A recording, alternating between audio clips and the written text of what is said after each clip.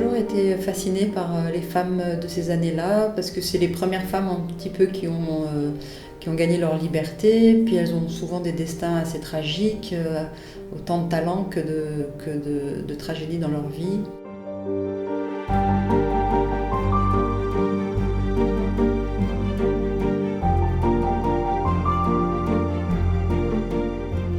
C'est la première fois que je travaille sur des portraits où il faut quand même qu'on reconnaisse les personnages. Quand j'ai voulu me donner ce challenge, je me disais je vais travailler autrement, je vais essayer de trouver dans mon style un autre style et j'ai voulu travailler de façon plus réaliste les personnages.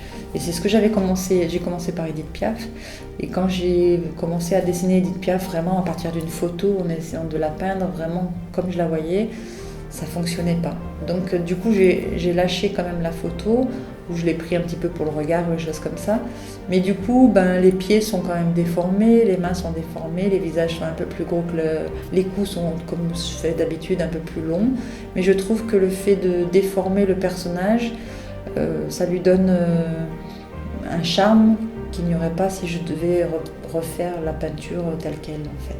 Techniquement, je serais capable, je pense, de faire quelque chose de beaucoup plus réaliste, mais ça, je pense que l'émotion ne passerait pas.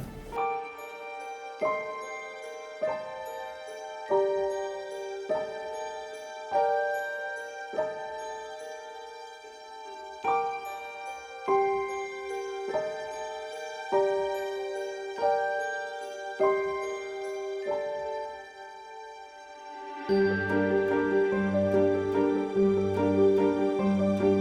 bien travailler l'attitude des personnages pour essayer de donner du sentiment.